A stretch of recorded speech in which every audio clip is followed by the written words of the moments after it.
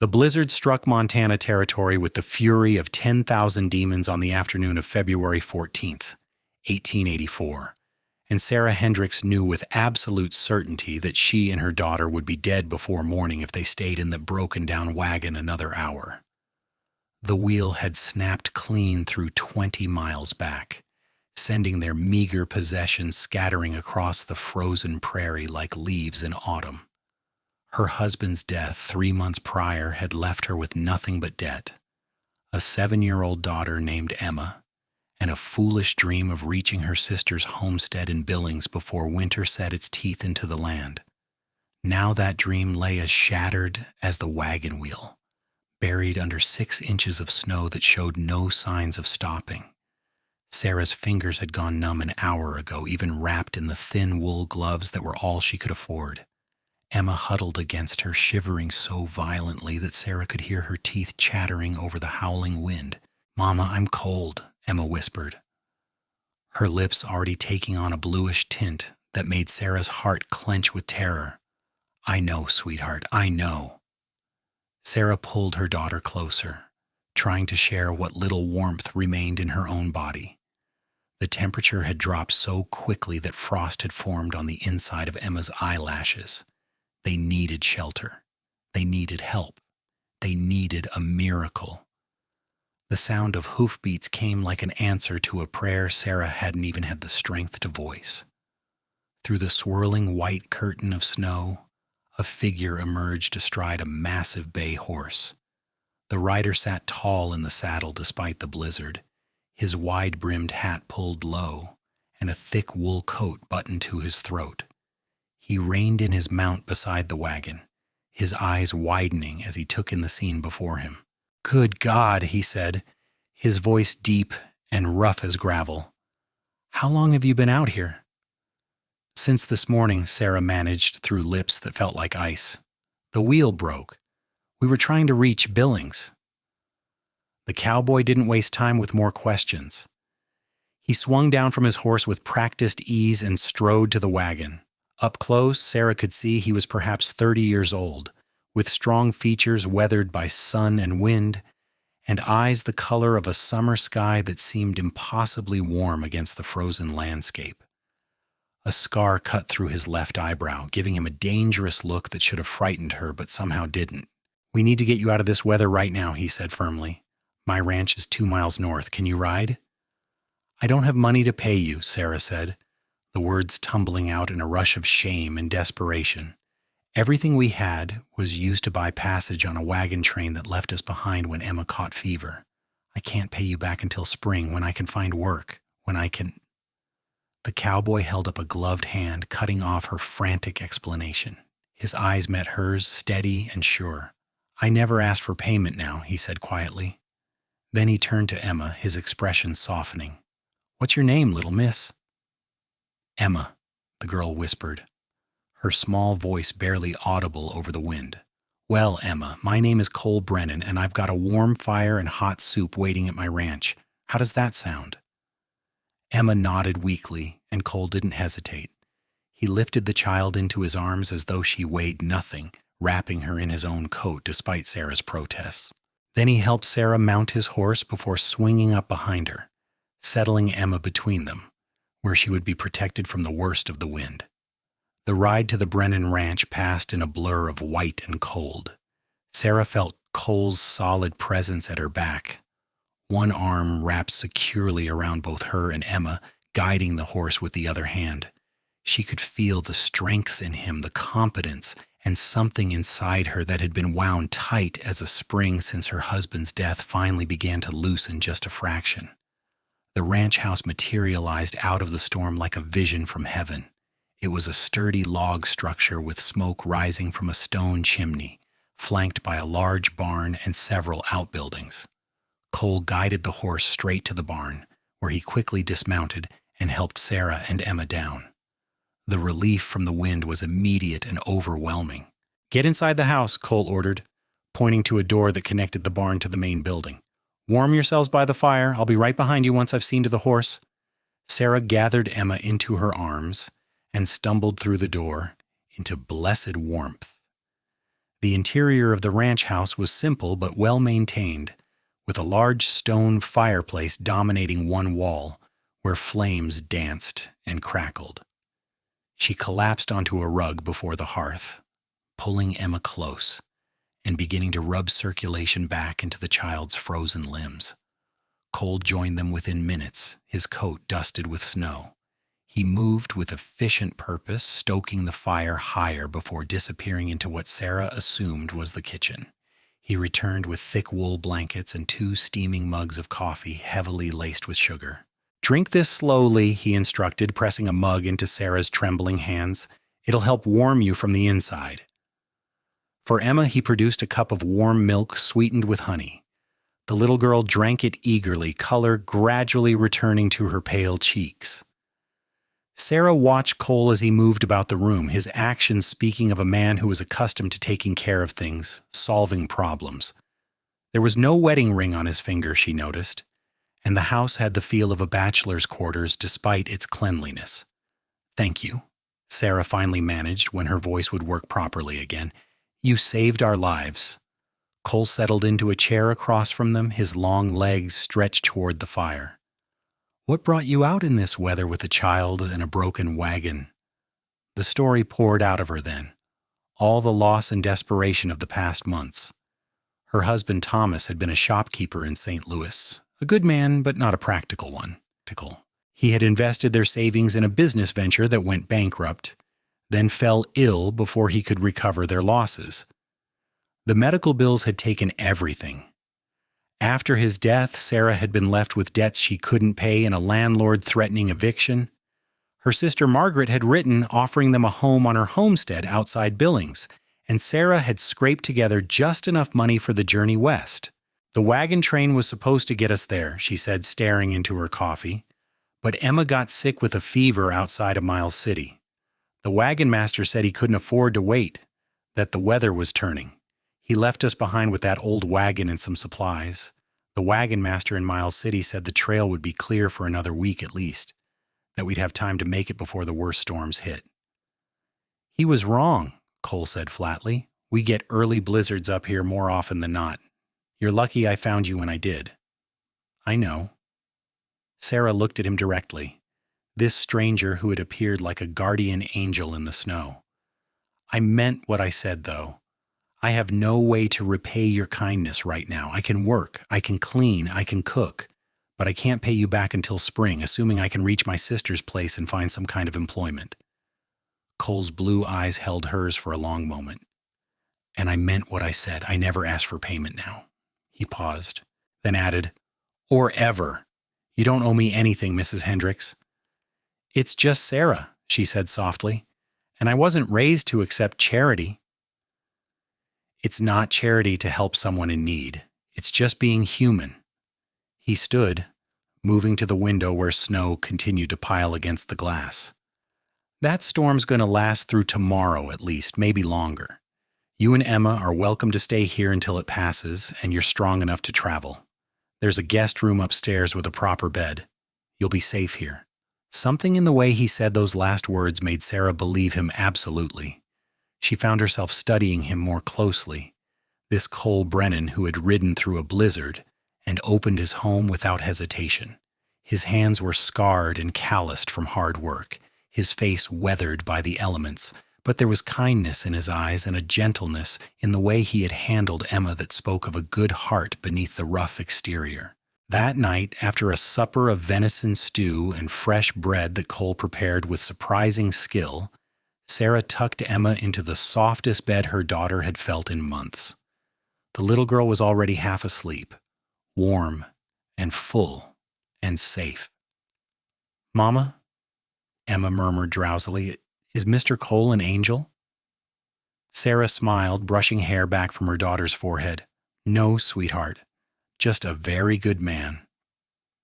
"I like him," Emma declared, then fell asleep mid-thought. Sarah stood for a long moment, watching her daughter sleep peacefully for the first time in weeks. The responsibility of keeping Emma safe had weighed on her like a physical burden, grinding her down until she felt hollow inside. For one night at least, that weight had lifted. She found Cole downstairs, standing by the window and watching the storm. Snow had drifted halfway up the glass, and the wind howled like a living thing around the corners of the house. "She's asleep," Sarah reported quietly. Cole nodded. "Good. She needed it." He glanced at Sarah. "You should rest too. You look exhausted." "I am," she admitted. "But I wanted to thank you properly first. What you did today, what you're doing for us, it's more than I had any right to expect from a stranger." "Maybe out here we can't afford to be strangers," Cole said thoughtfully. "Montana Territory is harsh country. People need to look out for each other, or none of us survive." "Is that why you're out here? The harsh country?" Sarah found herself curious about this man who had altered the course of her life so dramatically. Cole was quiet for a moment, then said, "I came out here 5 years ago from Texas. I was working a cattle drive and fell in love with this land. Something about the big sky, the space, the way you can see for miles in every direction. I saved my wages and bought this section of land. Built the house and barn myself. Been running cattle ever since." "It must be lonely," Sarah said softly. Sarah aced. "Sometimes," he admitted. "But I like the work. I like building something that's mine, that no one can take away. I like the honesty of it. How if you work hard and treat the land right, it provides what you need." Sarah heard the echo of her own losses in his words, the same desire for security and independence that had driven her to accept her sister's offer. "Do you have family?" "My parents died when I was 16. Fever took them both within a week of each other. I've got a brother somewhere back in Texas, but we lost touch years ago. This ranch is my family now, I suppose. The land, the cattle, the horses." He smiled slightly. "Sounds foolish when I say it out loud." "No," Sarah said firmly. "It doesn't sound foolish at all. It sounds like you've built a good life for yourself." They stood together in comfortable silence, watching the storm rage outside while warmth and safety surrounded them within. Sarah felt something shift inside her chest, some tightness easing that she hadn't even realized was there. When had she last felt this sense of peace, of being exactly where she was meant to be? The blizzard lasted 3 days. During that time, Sarah and Cole fell into an easy rhythm that felt both strange and natural. Sarah insisted on earning her keep by cooking and tidying the house, though Cole protested that she was his guest. Emma, recovering quickly from her ordeal, became Cole's shadow, following him around the ranch with endless questions and innocent curiosity. "Why do cows have 4 stomachs?" Emma asked on the second day, watching Cole work leather by the fire. "So they can digest grass properly," Cole explained patiently. "They chew it, swallow it, bring it back up to chew some more, then swallow it again into a different stomach." "That's silly," Emma pronounced. "Grass doesn't taste good anyway." Cole laughed, a warm, rich sound that made Sarah's hands still over the bread dough she was kneading. She realized she hadn't heard genuine laughter in her home for years. Thomas had been a serious man, worn down by worry and illness. Cole's laughter was like sunlight breaking through clouds. "How do you know grass doesn't taste good?" Cole challenged Emma with a grin. "Have you tried it?" "Once," Emma admitted sheepishly. "It was terrible. Mama said I shouldn't eat things from the ground, but I was curious." "Curiosity is good," Cole said, his tone turning more serious. "That's how we learn about the world. Just make sure you've got someone trustworthy nearby when you're being curious, someone who can help if things go wrong." Emma nodded solemnly, and Sarah felt her heart squeeze. Cole was so good with her daughter, treating her like a real person rather than a nuisance to be tolerated. He answered her endless questions with patience and listened to her childish stories as though they mattered. It was the kind of attention every child deserved, but too few received. On the 3rd night after Emma had gone to bed, Sarah found herself unable to sleep despite her exhaustion. She came downstairs to find Cole still awake, sitting before the fire with a book in his lap. "Can't sleep?" he asked, as she settled into the chair across from him. "Too much on my mind," Sarah admitted. "I've been thinking about what comes next. The storm will break soon and we'll need to move on." Cole closed his book carefully. "Have you heard from your sister recently? Does she know you're coming?" I sent a letter from Miles City, but I don't know if it reached her. The postal service out here is unreliable at best. Sarah wrapped her arms around herself, suddenly cold despite the fire's warmth. To be honest, I'm not even certain she's still at the homestead. Her last letter was 6 months ago. Things can change quickly out here. They can, Cole agreed. What will you do if she's not there? It was the question Sarah had been avoiding asking herself. I don't know, she said quietly. Find work somewhere, I suppose. I can sew, I can cook, I can clean. Someone must need those skills. Billings is growing fast, Cole said thoughtfully. New businesses opening up all the time. You might find something there. He paused, then added, though jobs for women with children can be scarce. Most folks want someone who can work long hours without worrying about getting home to family. Sarah felt the familiar weight of despair pressing down on her shoulders. I know. I learned that back in St. Louis after Thomas died. No one wants to hire a widow with a dependent child. They think we're unreliable, or they worry we'll cause some kind of scandal. She laughed bitterly. As if I had the time or energy for scandal when I'm just trying to keep my daughter fed. Cole leaned forward, his elbows on his knees, his expression intense. I have a proposition for you. Sarah's breath caught. She'd heard those words before, usually from men who assumed a desperate widow would compromise her morals for security. But something in Cole's eyes stopped her from assuming the worst. Go on, she said carefully. I need help here on the ranch. And walk, Cole said. Winter is the slowest season, but come spring things get chaotic. Calving season, branding, preparing for the drive to market. I usually hire on temporary hands, but they're unreliable. They drift in, work a few weeks, then move on. What I really need is someone permanent, someone who can manage the house and cook for the hands while I'm working the herd, someone I can trust. You're offering me a job? Sarah's voice came out higher than she intended. Room, board, and wages, Cole confirmed. $30 a month, which is fair for this kind of work. Emma would be safe here, and there's space enough for her to run and play. Come fall. There's a schoolhouse in town about 5 miles south. I could take her in the wagon once a week for lessons if you wanted. $30 a month. It was more money than Sarah had dared hope for, enough to eventually save for a place of their own to build a real future for Emma. But more than the money, it was the security, the promise of a roof over their heads and food in their bellies without the constant fear of losing everything. Why? She asked. Why would you offer this to us? You don't know me, don't know if I'm a good worker or trustworthy or anything. Cole met her eyes directly. I know you kept your daughter alive through circumstances that would have broken most people. I know you've got more courage and determination than half the men I've worked with. And I know you've got nowhere else to go right now, which means if I don't offer, you're going to walk back out into that frozen wilderness with a child and hope for the best. I can't let that happen. I can't pay you back until spring, Sarah whispered, the words catching in her throat. I have nothing to offer you right now except hard work and gratitude. Cole stood, crossing the space between them in 2 long strides.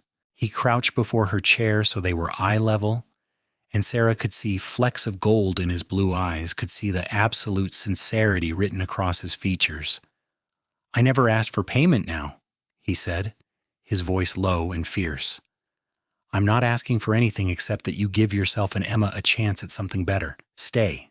Work for me. Let this be a new start for both of you.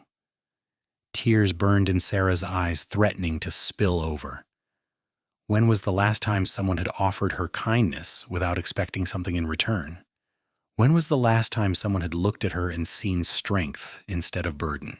Yes, she whispered. Yes, we'll stay. Thank you, Cole. Thank you for everything. He smiled then, a real smile that transformed his whole face, making him look younger and less careworn. Good, that's settled then. He stood, offering her his hand to help her up. Now get some sleep. Tomorrow when the weather breaks, I'll ride into town and pick up supplies. We'll need to get you and Emma some proper winter clothes if you're going to survive out here. Sarah took his hand, feeling the warmth and strength in his grip. As she climbed the stairs to bed that night, she felt something she hadn't experienced in months. Hope. Spring came to Montana Territory like a benediction, transforming the harsh, frozen landscape into something almost magical. Snowmelt swelled the creeks and rivers, grass pushed up through the thawing earth, and wildflowers painted the prairie in shades of purple and gold. Sarah stood on the porch of the ranch house, watching the sunrise paint the sky in brilliant oranges and pinks, and marveled at how much her life had changed in just 3 months. The work was hard, harder than anything she'd done back in St. Louis, but it was honest work that left her tired in a good way rather than ground down by worry.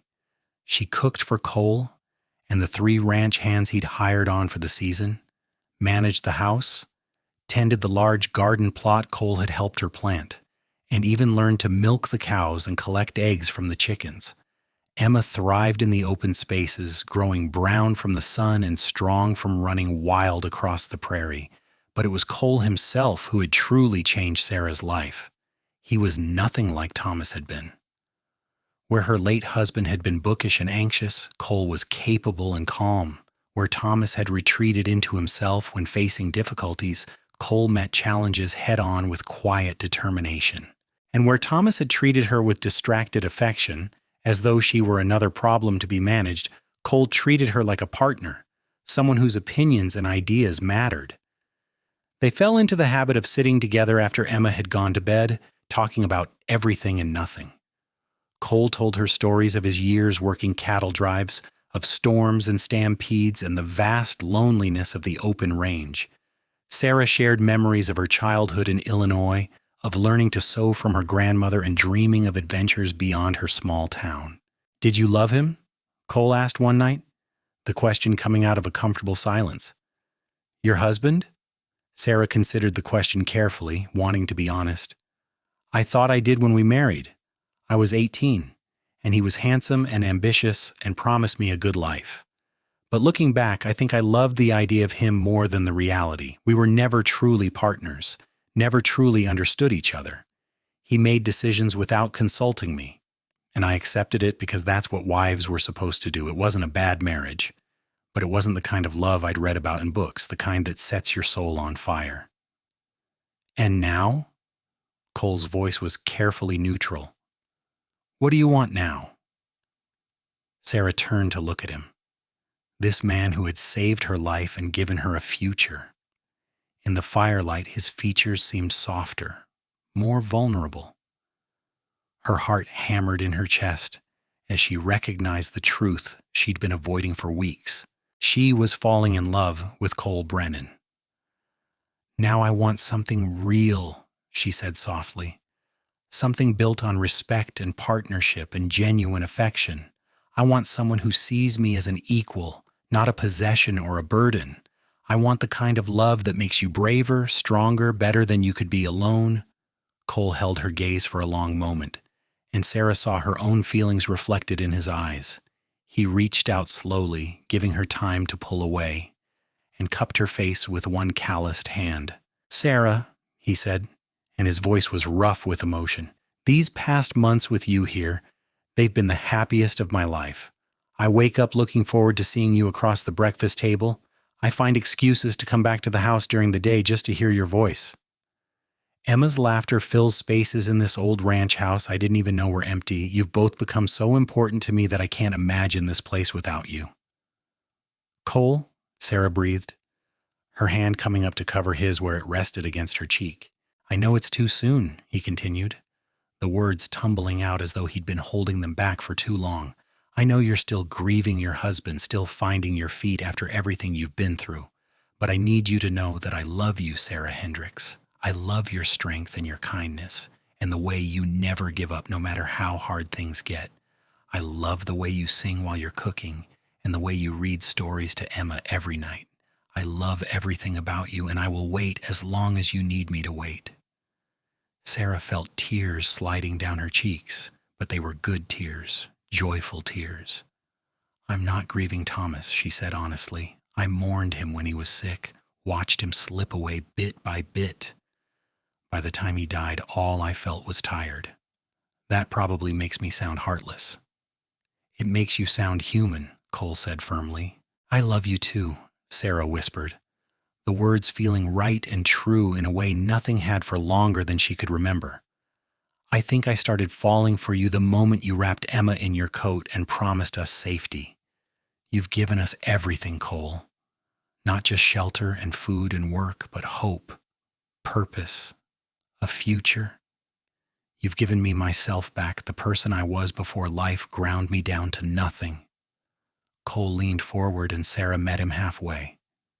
Their kiss was gentle at first, tentative, as though they were both afraid to break the fragile beauty of the moment.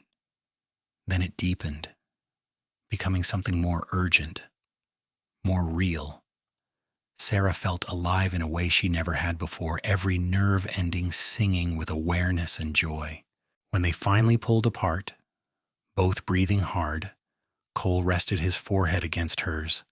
"Marry me," he said. "Not right away, not until you're ready, but eventually. Marry me and let me spend the rest of my life making you happy. Let me be a father to Emma and build a family with you. Let me love you the way you deserve to be loved." "Yes," Sarah said without hesitation. "Yes to all of it. Yes to everything."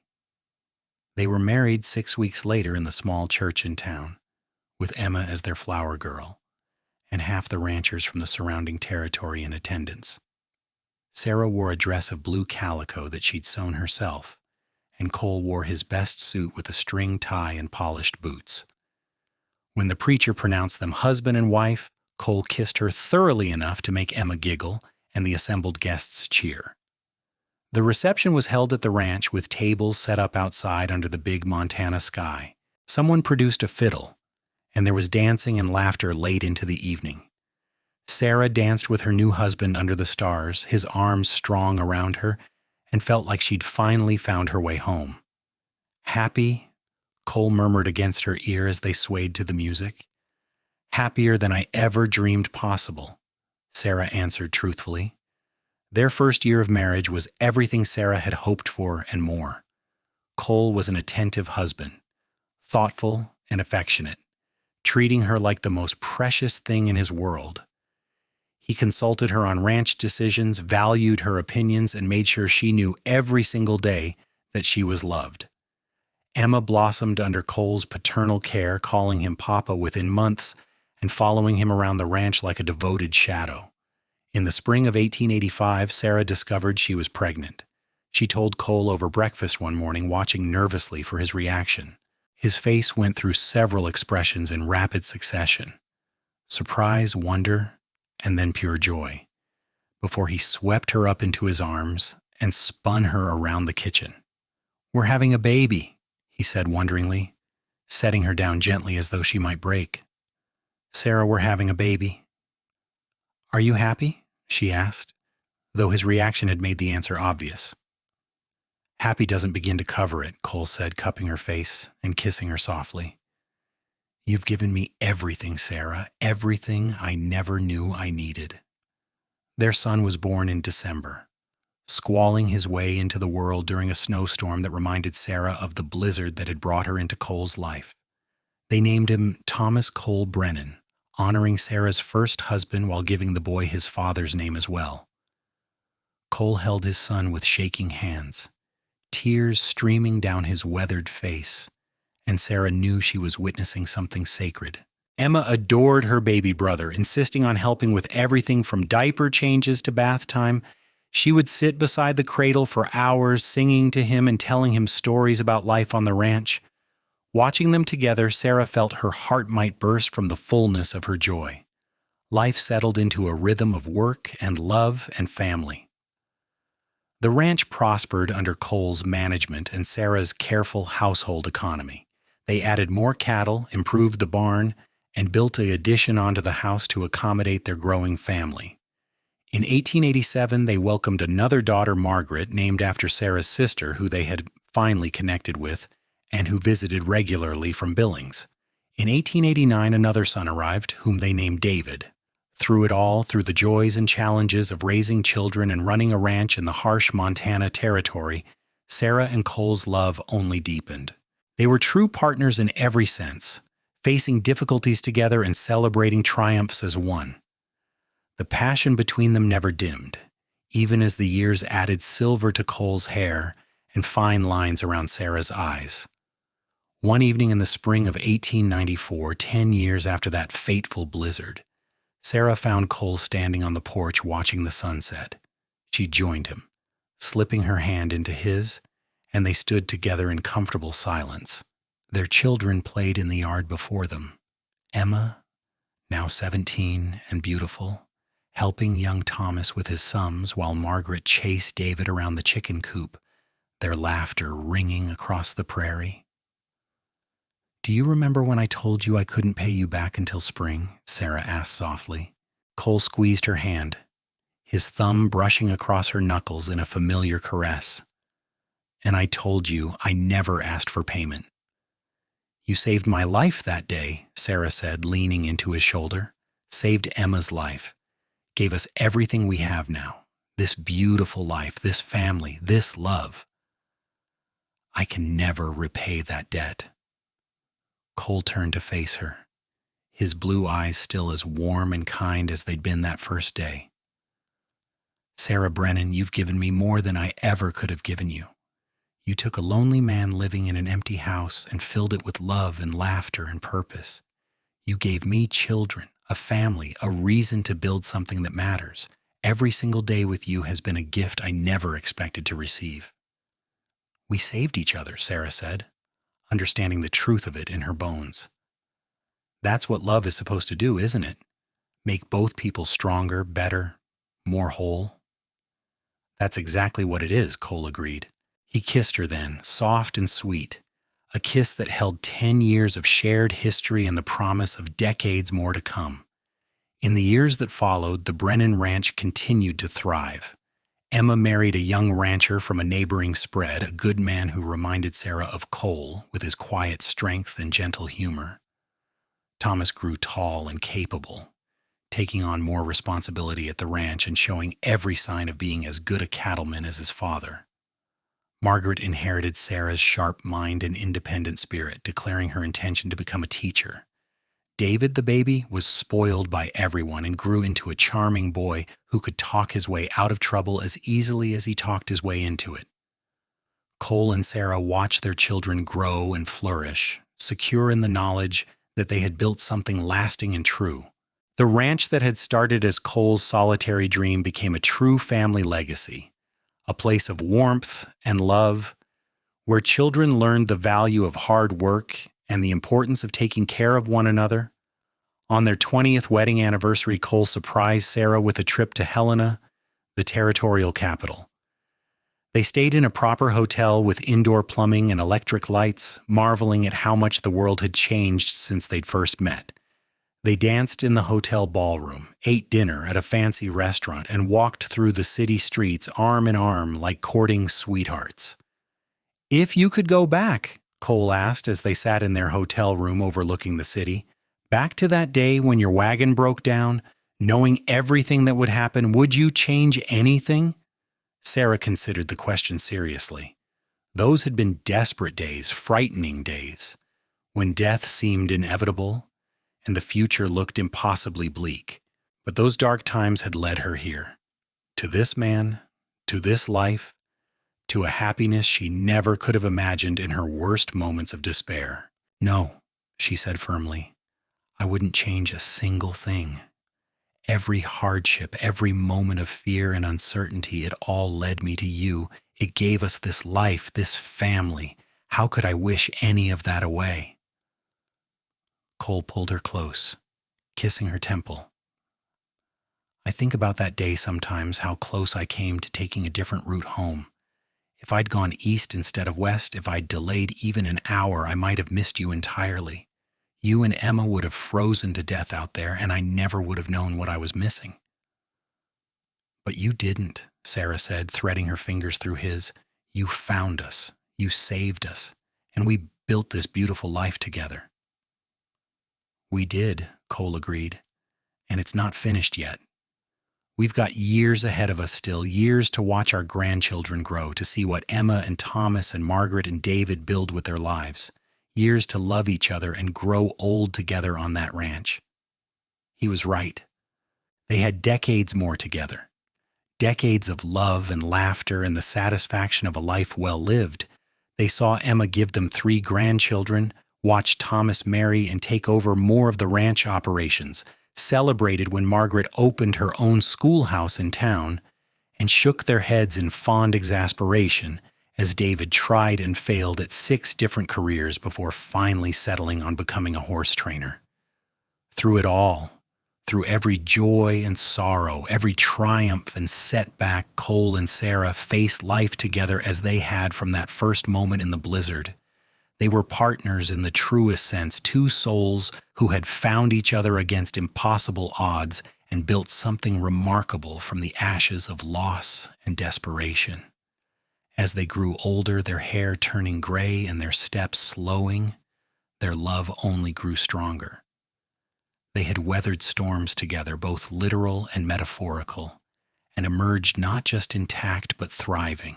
The ranch that had started as a lonely bachelor's dream had become a thriving family enterprise, a place where grandchildren ran and played just as their parents had before them, where love and hard work were valued equally, where family meant everything.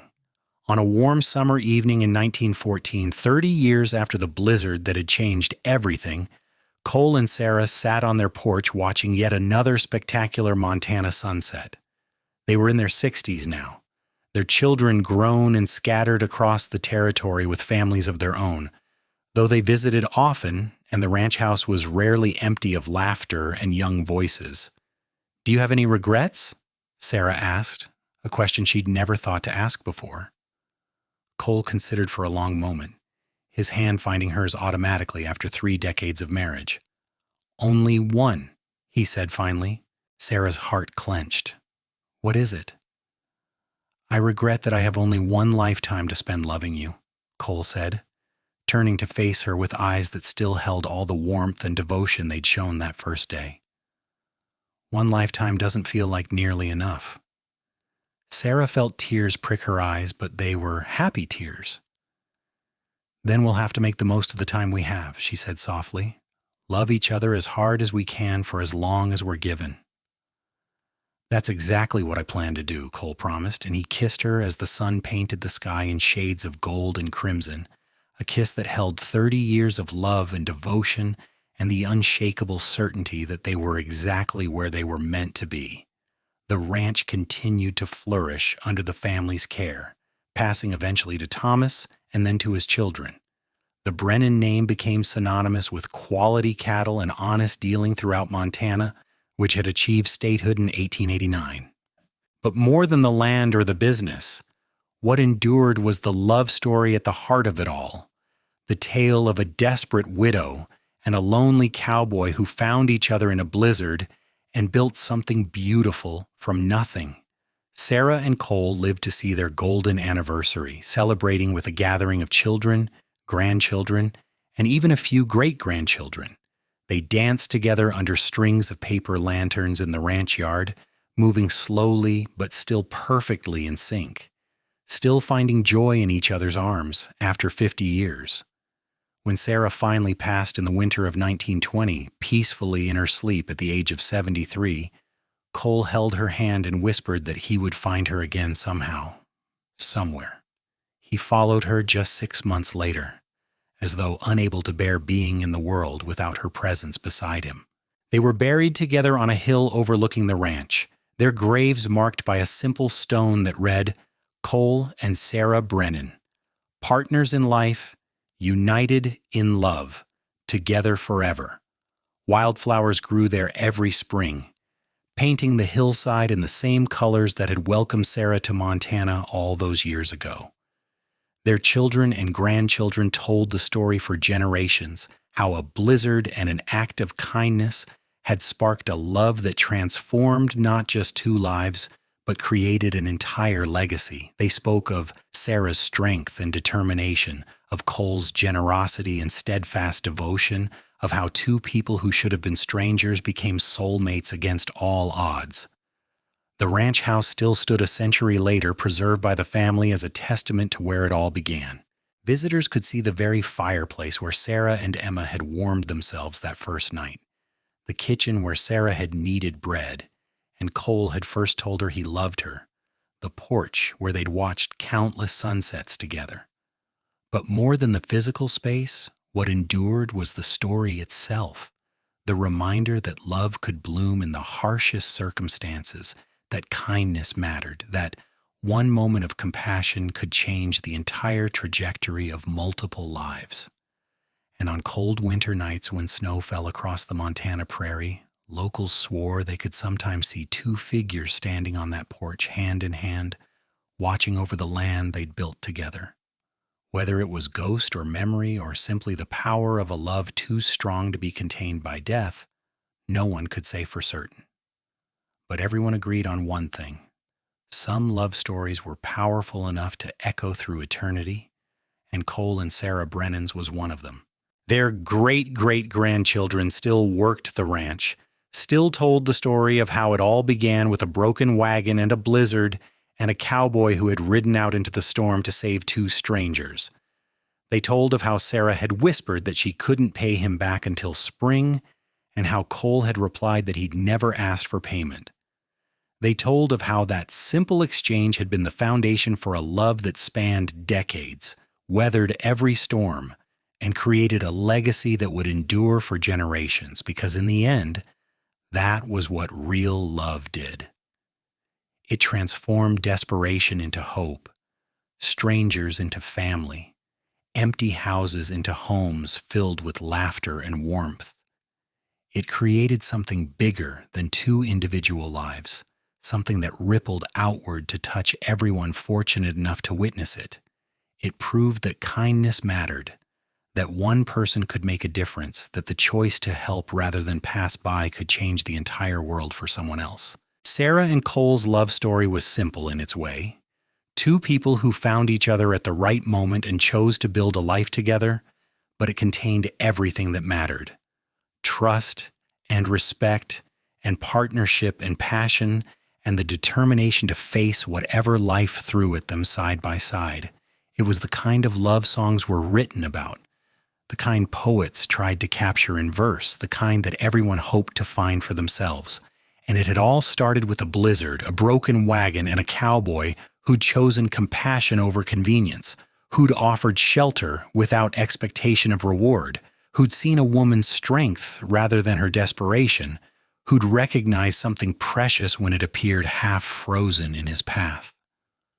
Cole Brennan had saved Sarah's life that day, but she had saved his right back, filling his lonely existence with love and purpose and joy beyond measure.